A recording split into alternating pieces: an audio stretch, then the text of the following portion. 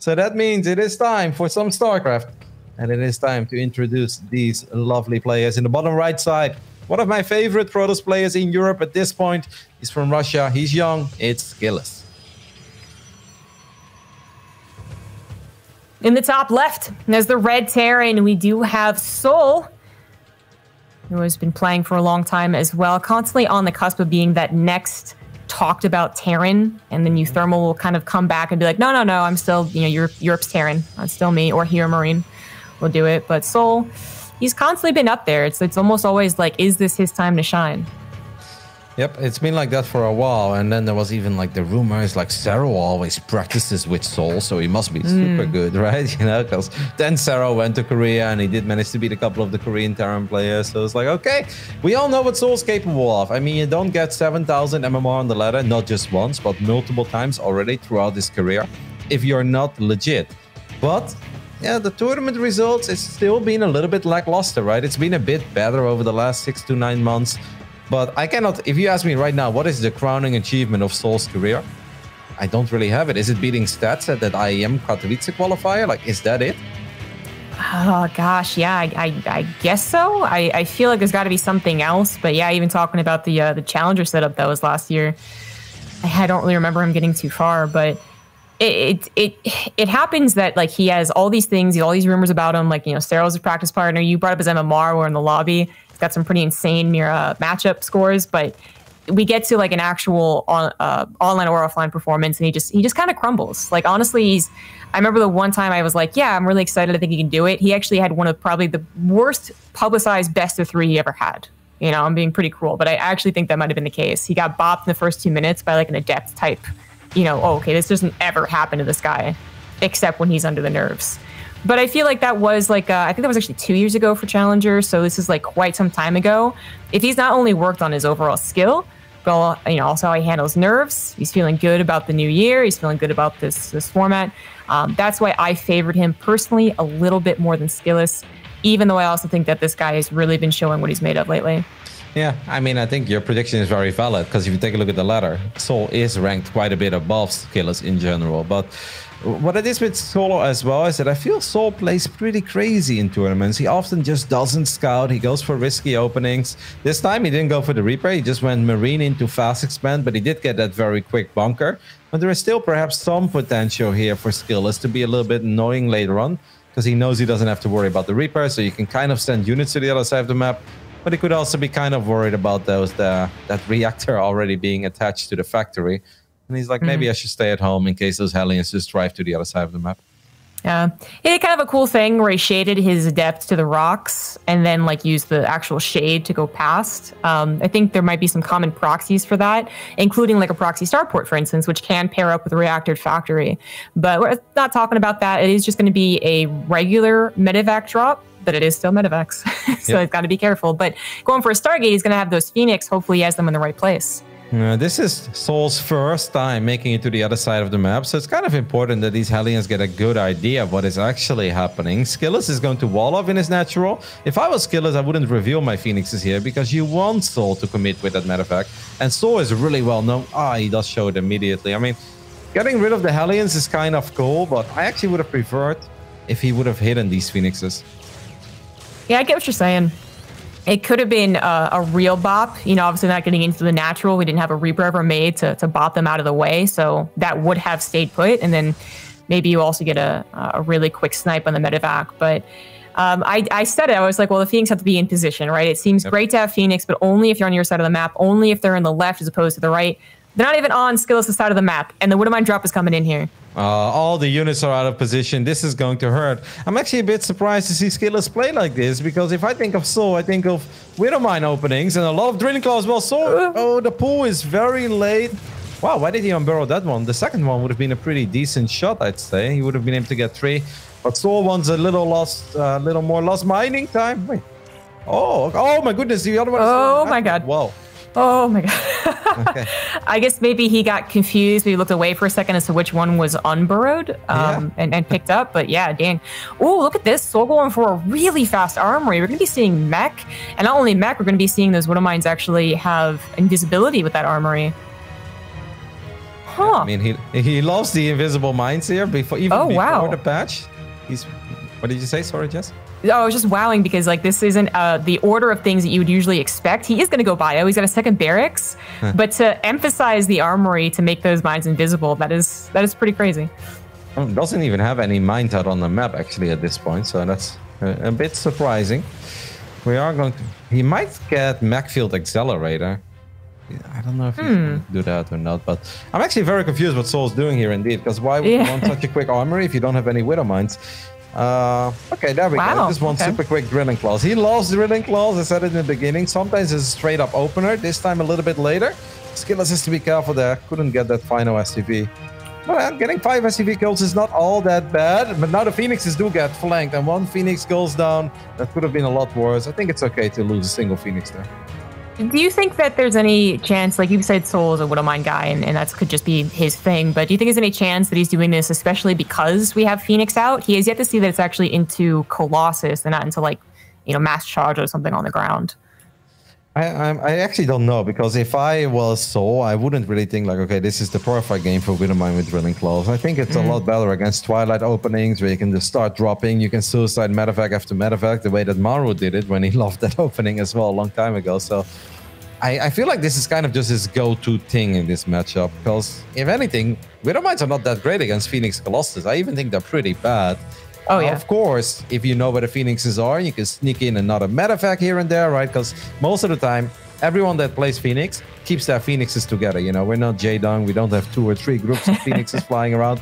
So maybe souL will just tuck medevacs into corners of maps. And then if the Phoenixes start showing up on his side, then he feels it's the right time to go with some drilling claws. I don't know. That's just speculating, but could be a play. And the only reason I bring it up is that we used to have a meta where Phoenix Charge Lot was a thing, but it definitely, nowadays it is Phoenix into Colossus, which I don't think Widow Mines would be that helpful against. It is going to be a bit of a question mark, though. You know, like we'll say Widow Mines are fantastic, then they do splashback on the Terran, and we're like, okay, never mind. We say they're not going to do well, then they catch, 18 Phoenixes, flying over 3, and we're like, okay. So I don't know. It's hard to ever say that it's the wrong thing to add on, but yeah, considering he went so fast in drilling claws and he's really not emphasizing that production at all, still doesn't swap the reactor, is a bit surprising. But maybe he's also kind of figuring out what SKillous is doing. We have a scan in the main, seeing the Robo. Sees the Stargate still producing, but misses the second Stargate. Yeah, it's actually kind of interesting how SKillous plays this, because he's going Fleet Beacon before a second Robo. I personally think this is a little bit crazy. It's obviously going to make his Phoenixes a lot better. He can get any Impulse Crystals, he can get +2. But one thing you can say about the Widow Mines is that SKillous is working with a single Robo, so he doesn't have that much detection, but we do have a couple of cannons already. This Widow Mine is going to burrow and will not actually get a massive shot off. Only a single probe for now. That second medevac is actually taking a different course in the main base. I mean, the one argument, like I said, for drilling claws is that it's single Robo at this point. So if you scan the observers, then those mines are probably going to stay around for quite some time, right? Right, yeah. It does seem like SKillous might have... I mean, he's built these cannons. Unfortunately, these ones are just out of detection range. But if he could just build cannons... He's just going oh my god! Oh my god! It's into the game. Oh. Yeah, this is... is souL ever going to anticipate this? Like I said, I just seem to cast SKillous as PvP all the time. So that was something he does on ladder or what? Why is he building a second armory? I'm so confused. Right next to the Habit. Wait, no, it can't be Habit. He already has 2-2 started. Yeah, I don't know. Oh, okay, these mine drops are starting to find some damage, but the reason why we're not hyping this up as much as we normally would is because SKillous was already like at 70 workers. He's already building carriers. So yeah, obviously you don't want to lose too many workers, but losing 7 or 8 probes there for 3 mines and a medevac, it's just kind of a trade, right? Yeah, absolutely. We're actually talking about a surprisingly passive game. What souL has had to kind of respond to, what his plans probably were, have really had to be adjusted here. He didn't want to apply any pressure. And apparently SKillous was very comfortable going up to tier 3, mass air. So that's not going to put him into an aggressive position. But I love it.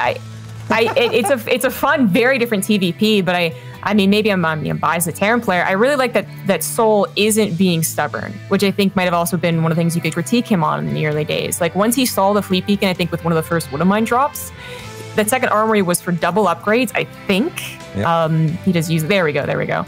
And then just immediately a bunch of starports, even a fusion core coming down here. We could get to battle cruiser play, and oh my god, that's exactly what it's for. Yeah, I mean, what a God, way look at to that. start DreamHack Summer Masters. We're gonna get some battle cruiser on carrier action over here. I mean, it's so funny. I wish Kenning was here because he was talking about battle cruisers for like 5 days at the stay-at-home Story Cup. I can be very good, of course. Oh, Phoenix getting flanked, by the way, by Marines. That's a great move by souL as he finds quite a few Phoenixes. Man, what an insane way to start a tournament. This is a pretty surprising game. I know SKillous likes this kind of playstyle. Him and Goblin are kind of like the Phoenix Colossus carrier boys in the European scene. But to see him do it like this greedily, this aggressive, as in like not aggressive at all, but tacking up very fast. And then souL just immediately being like, all right, I'll go Viking battle cruiser. It's like, okay, we don't see this super often, but I love it. Yeah. You don't see combat shields, you know, not finished yet by the time you get Yamato. Not in this matchup. So it has finally finished. But yeah, souL is, you know, he was like, okay, this is how we're going to play. So he's looking at EMP battlecruiser, which I believe the dynamic is still the same as many, many years ago, where an EMP would actually make it one Yamato shot, I think is what it is. So that's pretty important. We don't get to talk about Ghost EMP versus the Mass Air because we rarely ever get there. But certainly the increased size with Shockwave is also scary for that Mass Air army. I don't think that SKillous was expecting that many Vikings. He does kind of see it now. And I actually think that the Phoenixes that he lost becomes a little bit more painful. And I'm really surprised that he didn't research any Impulse Crystals because it's relatively cheap. But Phoenixes do all right against Vikings, especially if you have one more attack upgrade, as your opponent has armor on the Vikings. So he still has quite a few Phoenixes left. I would love to see him get that because going pure carriers, it becomes kind of an annoying army to micro. Like, carriers are super good against Vikings if you just stand there and fight. But souL is not just going to stand there and fight, right? He's going to do the weird flower thing, stay on edge, and then one-shot carriers and just disengage over and over again. And I think it's actually very nice to have some Phoenixes with any Impulse Crystals in the mix to prevent the Terran player from getting away with that. That's absolutely a good point. I haven't really thought about that. Usually when we do see the transfer over to Skytoss, it is like, it's pure, you know, it's mass carrier and then some Archons and Height Templars on the ground. But that is a very good point. Do you think there's any chance we can see Void Rays? I mean, personally, I don't think so. I think they've kind of already been proven is still not that great, even with Flux fans. Yeah, it's just they don't have the range. I think range is everything on this level. Now, if all the interceptors get out immediately, that's a big deal as well, right? Because we don't have, obviously, what was it called? What was the old upgrade? Graviton Catapult? Yes, Graviton Catapult. Like, that's been out of the game for a while. This orbital just falls. So it takes a little while to get your interceptors out. Now all of them are out already. These tanks go down, and souL is just kind of waiting. He's like, I don't really want to fight yet. He does have Yamato, so he could go for it here. But I don't know if that's a fight souL can take. I really don't think that he wins this fight. Well, he might just be looking to teleport out pretty quickly afterwards. The Vikings are getting on top of those carriers, actually focus firing really well. The ground army wasn't here to begin with Colossus looking a bit lost as to what they can do. And those battlecruisers so far are actually standing strong. One incredibly weak, not being micro, but also not being focus fired because all the carriers are gone. Yeah, those Yamatos hit hard, and the Phoenixes were fighting the battle cruisers, which is not what you want at all, because Phoenix are terrible against BCs, but they do all right against the Vikings. So if the interceptors are out, I actually think you want to kill Vikings there before you want to kill BCs, because BCs are so tanky, and you do kind of want to have a couple of Tempers in the mix. That fight went super good for souL. I was like, I think that SKillous can do all right here. Well, the answer was no, Roddy, he cannot. But even then, I still think he should have done better then than what actually happened. Because we see a lot of low HP battlecruisers, but almost nothing actually went down on the side of souL. Yeah, I wonder how much of that was like calling bluffs, you know what I mean? Like SKillous obviously thought he was doing really well, so he wanted to continue with the momentum, and then he thought maybe that souL would do the thing I was saying, which is, you know, Yamato and leave, and then kind of like had to reevaluate the situation, but already after having taken so much damage. That's going to be a second attempt, another battle going to be coming down here that didn't end the game, even though souL's army is looking quite intimidating. DTs are trying to buy some time, but actually a mass teleport of those battlecruisers used offensively on SKillous's fourth base. And there's also one battlecruiser resting on the bottom side of the map, which I kind of enjoy. The Phoenixes look a little bit lost overall. SKillous looks a little bit lost. He's got 5 Tempers in production. Now, if those 5 Tempers were here, I'm like, yeah, he can probably take this fight. Without those Tempers, it's going to be a little bit more tricky. The Super Battery is going to try to do whatever it can. But Yamatos are up again, and I actually think that souL is just going to crush this Protoss army of SKillous. I love the way that he keeps the Marauders away from everything as well. Well done, souL. He knew exactly what he was going up against. He knew exactly how he wanted to dismantle this build. GG gets called, and souL takes the 1-0 lead. That was a surprising game. It was pretty sick just because you don't get to see those units interact with each other too often, but I feel like I got I like missed an opportunity here, you know. It was over surprisingly fast. I think we both thought that there was going to be a little more tug of war, like posturing, too afraid to attack into each other. I didn't get to go into my whole spiel where I think that mass battle cruiser late game versus Protoss is actually, let's say, pretty good. And, it is. I will never fight you over that. I've been there where I'm like, yeah, I can fight those BCs. I've got Tempas, I've got Carriers, it's okay. And then all these Yamatos take place, and I'm like, whoa, what actually happened with my army? And then I start running away, and they jump on top of me. But yeah, I think that SKillous maybe just focused a little too much on robo units, where souL had some bio, but the focus was never on the bio. The focus was pure on all those starports that were pumping out Vikings and battlecruisers. So he went full air. SKillous went kind of full air, but at the same time, he's building Disruptors, he's building Colossus. They didn't do anything in that fight, like you said, because the ground units of souL were not even there. But I think that SKillous really underestimated the potential of the Phoenix there a tiny bit. Obviously, he lost a bunch on the right side to those Marines. That was a great move by souL, very nice flank. But I still think that Phoenix always do well against Vikings, especially if the Vikings only want to fight the carriers. Then Phoenixes really start chipping away at them very quickly. You never want to fight battlecruisers though. Phoenix are just straight up terrible against BCs because they have way too much armor, so they do no damage. So that fight was maybe slightly wrong composition, and then on top of that, some bad focus fire or target fire, and then suddenly you lose half your army and don't kill anything. Yeah, I definitely agree. I think just also to emphasize the robo choice being a little bit questionable. I think you do want, like, especially disruptors, to take care of the ghosts, because getting EMP'd, which happened to him too, but getting EMP'd like he did is something you want to avoid. You do want to take down any ground number that is available, but we were missing High Templars, we were missing Archons, things that go underneath the Vikings especially, and give you at least a retreat path, you know, like if you're like, oh god, I can't do anything. The battlecruisers might struggle to chase if they've been weakened anyways, but the Vikings will absolutely chase, and an Archon would have stopped that. But also in general, High Templars and Storm pretty good against everything. So it did just feel like too much robo emphasis. I'm guessing he just thought there'd be more of a mid game that you have to play against, right? Like souL just didn't play like he thought he would. No, absolutely. Like SKillous' build is meant to deal with standard bio play, and then maybe a couple of Vikings get added, or maybe he goes quick goals, Liberator, whatever it is. But that army comp is supposed to be good against the heavy ground compositions of Terran. That is not supposed to deal with indeed mass Viking. If he would have known it was going to be 4 starport immediately and only Vikings and BCs, then he probably indeed stays more passive and rushes into Archons and Templars a bit quicker after all the initial tech is done. Anyways, let's go ahead and hop into game 2. That was a surprising way to start this Group A of the European version to DreamHack Summer Masters. This man has now taken a 1-0 lead, spawning in the right top side, hailing from Poland. It is souL.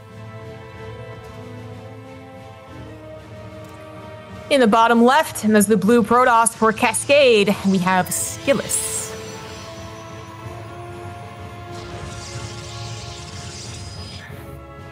Now, I wonder what SKillous' approach is going to be here after his super quick carrier opening did not really get the job done. I know whenever people watch games like that, they're like, oh, carriers are trash, carriers are awful. I actually like the carrier disruptor combination against Terran a lot as well.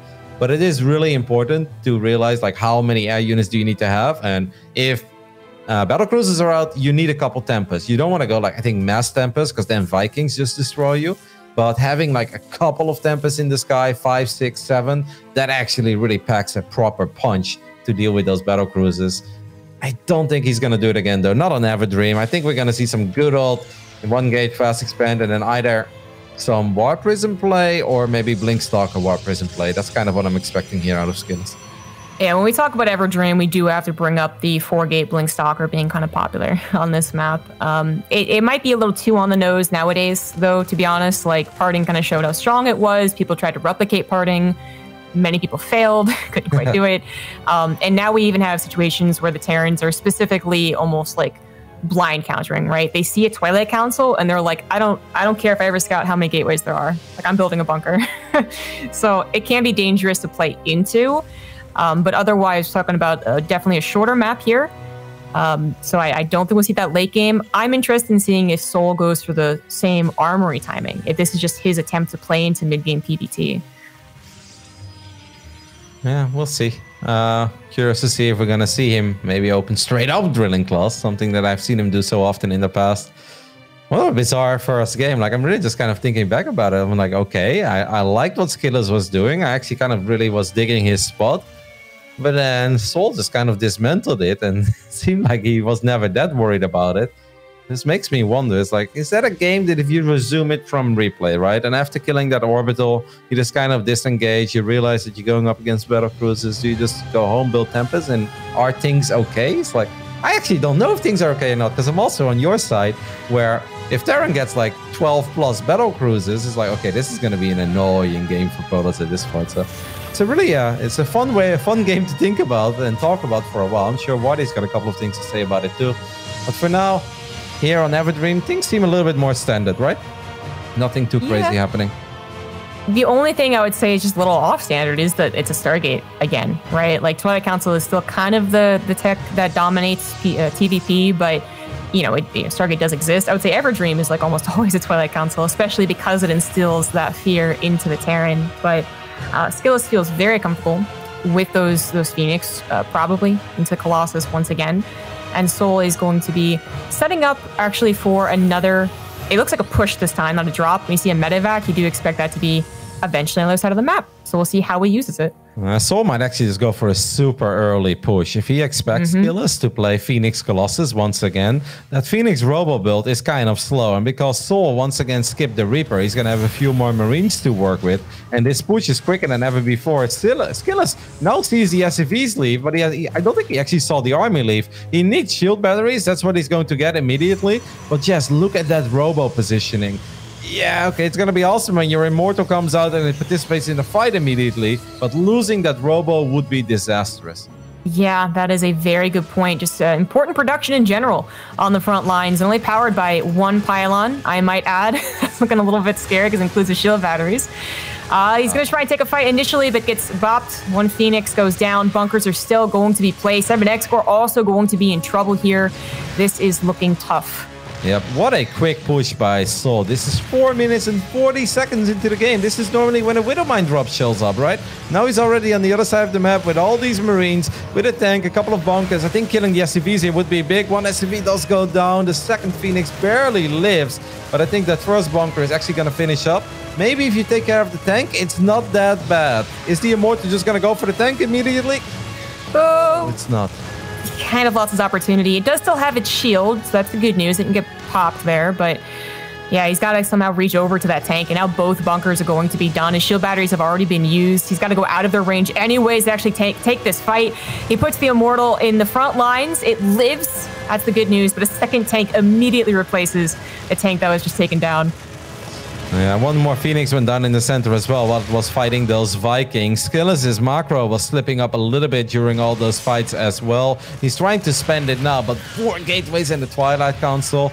I mean, it might be okay if you can, like, he's getting value out of 2 Phoenixes in the center, which is kind of cool, because normally you think, like, what can 2 Phoenix really do? Well, if they can actually stop souL from reinforcing this position, if SKillous gets one proper warp in, he should be able to deal with it. You don't want to lose that Phoenix. Oh my goodness, he does.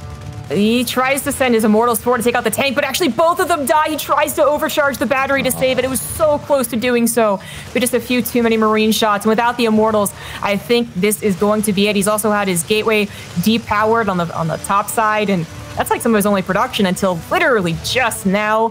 He absolutely does not want to give up like this, but I think souL's push is doing too much damage. Yep, I actually don't think that SKillous is going to break this anymore. He's obviously floating a lot of money because he lost that Robo as well. He lost the gateway in the front, so he had to wait such a long time. And souL is actually going to open this group up with a relatively easy 2-0 victory here in the end. Getting 14 probes already, building more bunkers.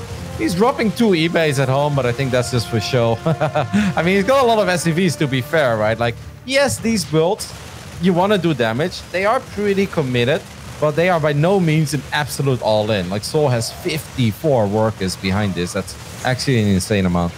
Yeah, very unlikely that you don't trade out with the probes or just the army or just stay a while, basically, which is what happened here. But he just stayed, a long time and started crippling everything about SKillous here. His production, his army, his important Phoenix count, everything just got crippled as he couldn't quite take this down. So still doesn't look like he can, unfortunately. Even with production, even with 2 bases still technically mining, he's still having trouble taking this down. souL's not even bothering to pack it up and go home. He wants to end it here.